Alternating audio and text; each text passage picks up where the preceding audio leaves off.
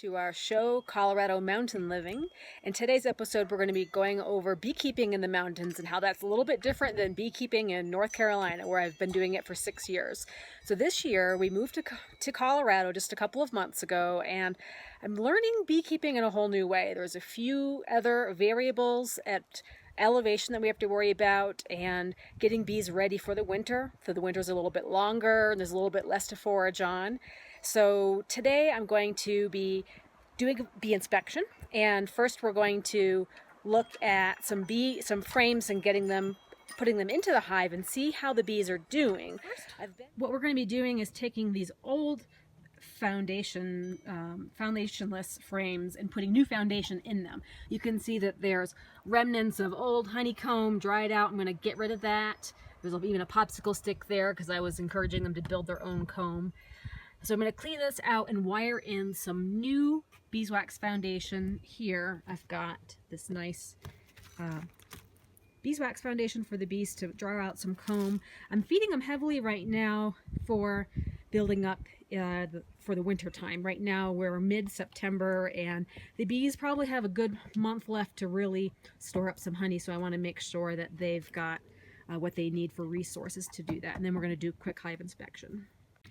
So the special tools that I use, really, I just use my hive tool to kind of crack apart these wooden shims out of the frame, and then I'm just going to use the same tool to scrape away all of this beeswax. This is kind of a dirty job. Oh, look, there's a wax moth larva. So this is just old comb that needs to be thoroughly cleaned before I even think about putting it in the hive. So here's a couple of the frames all cleaned up. They really do look a lot better once you scrape off all that old comb and propolis that the bees build up. So you can really reuse a lot of equipment from a hive. It's very tempting to want to throw it away when it gets all gross and dirty.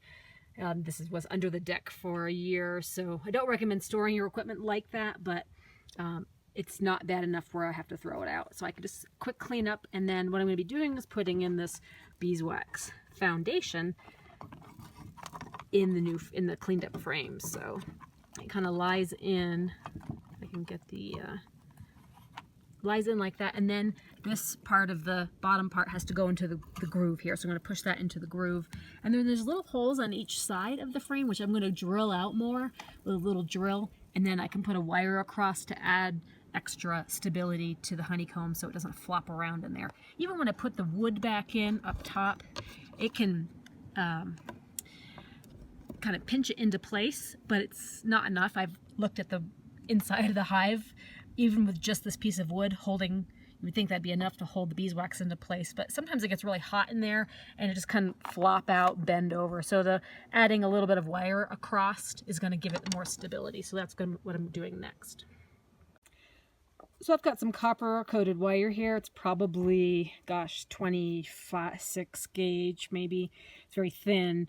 And it's just what I have on hand. I think it should be thick enough to help add support when I string it from one side to the other. So I'm just gonna string this off camera and show you what the final result looks like. So there you go. We've got 1, 2, 3, 4 foundations wired up, ready to go into the hive. I am putting these in now because the bees need a little bit of extra support because I'm feeding them heavily so they can build out comb for the winter and store up some honey before the temperatures get really cold. And I left a few frames open in the hive that I'm going to replace if they haven't already built the comb out. So I'm going to go ahead and put these in.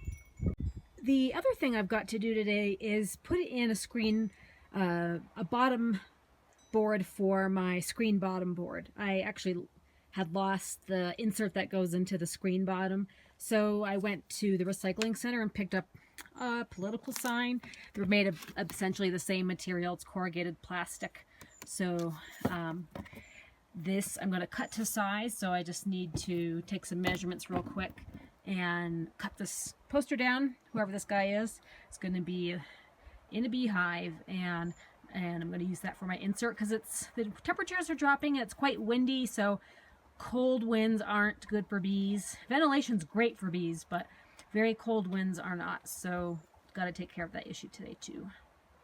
Dash cam. So we're getting here. It's a pretty drive over to the property.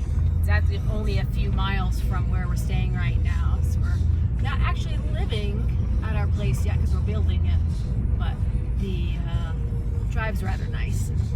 I'll show you right once we get up into the property what it looks like. Okay, here we are a little bit closer to the hive.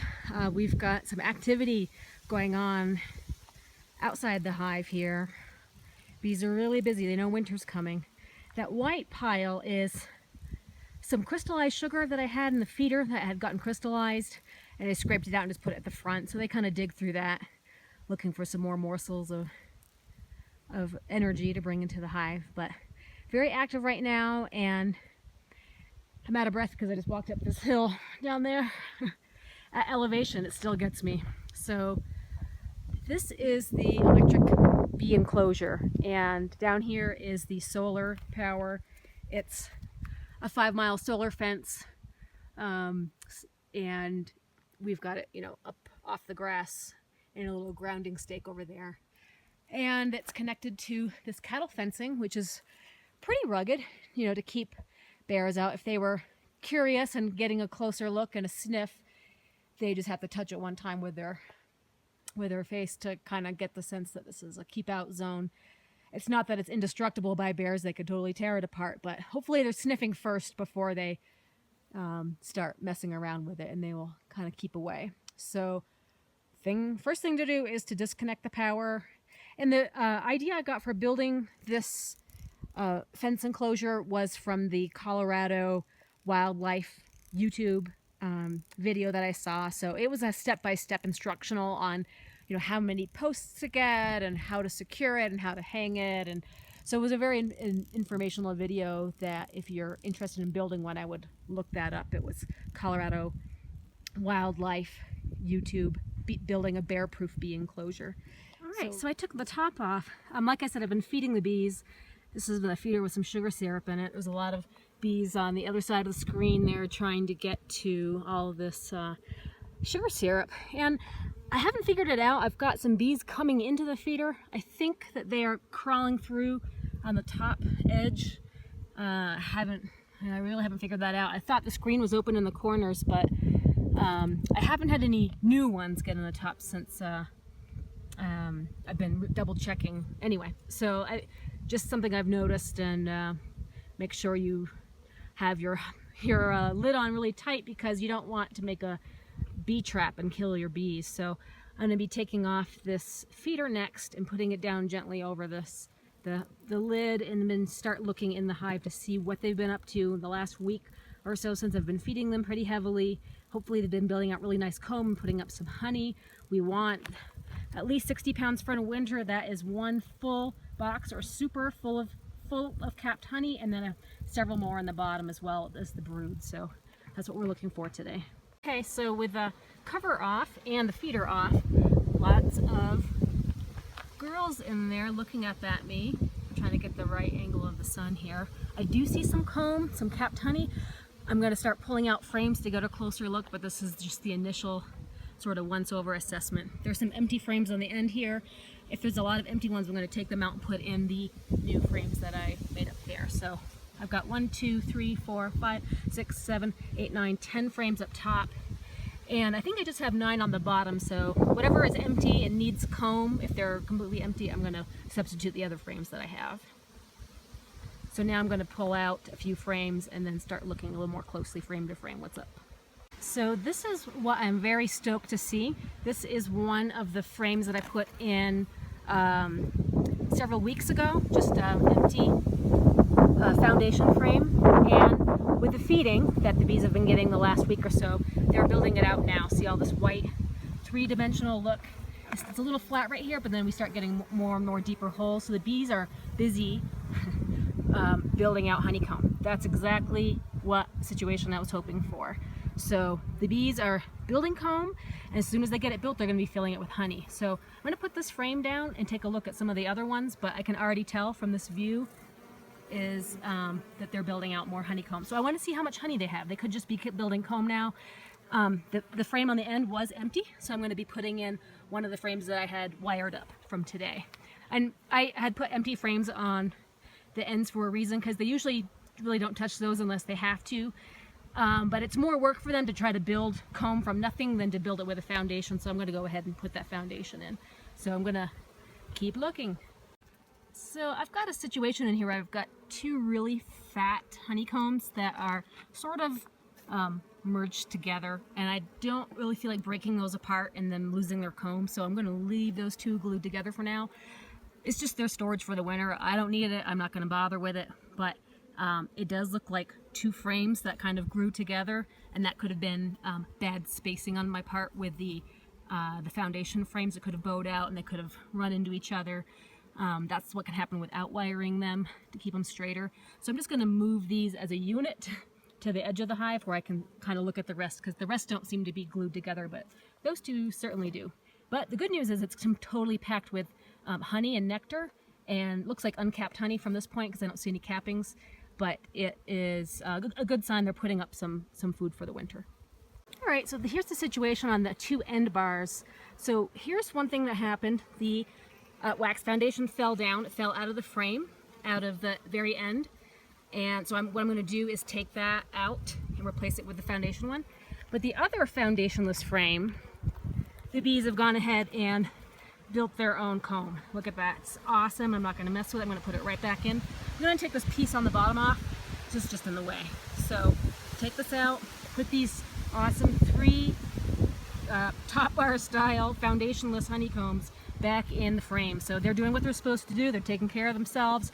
I'm giving them the resources, some feed, and we'll check out the brood box below to see how queen is laying. I'm confident that they're going to be able to fill out this box with honey by the end of the week or so. I'm going to keep feeding them. I want them to have a nice supply, but I want to make sure the bottom frames have honey stored as well, and we'll take a look at that. But just look how awesome they're doing. Just doing what they're supposed to do, building their comb and filling it up with wax, with honey. All right. So what I'm doing here is what they call checkerboarding. I'm going to, since the bees already built out the honeycomb in the middle, I'm going to push those to the edge, and I'm going to be putting this empty honeycomb in the middle so they can build this out and just not be tempted to leave the end ones empty. So that's what I'm going to go ahead and do, is move those, the frames that I wired up, and put those in the center so that they can fill those with honey as well. So the bottom brood box is looking pretty good. They still really haven't expanded much past out these 1, 2, 3, 4, 5, maybe about 6 frames now. So if these end ones are looking kind of empty, I might replace those as well, just to give them some more room. But lots of bees down in there. We'll see if I get lucky and see the queen. Well, it happened I didn't get to go all the way through the brood box because the bees started to get a little bit ornery. They were flying and starting to really buzz me, and the wind started picking up quite a bit. So because I had the hive opened and it was pushing 60 degrees, it was a little chilly with the wind, I thought it would probably be a good idea to go ahead and close it up and do that part of the inspection later, since I had done so much already moving the frames around up top. So I just kind of wrapped it up. I felt confident that I got my questions answered as far as, or at least my concerns answered as far as were they able to build out comb with what I was feeding them. So I knew that what I was doing was making a difference and they were able to get a good head start before the winter. So that's, the differences in Colorado beekeeping. You got to just definitely make sure that bees have what they need for the winter, because winter can happen at any time. And truth be told, October 1st, we got our first snowfall, and it was surprising, but the bees had what they needed, so I felt really good about it. So thanks for tuning in to Colorado Mountain Living. We will see you next time. Thanks.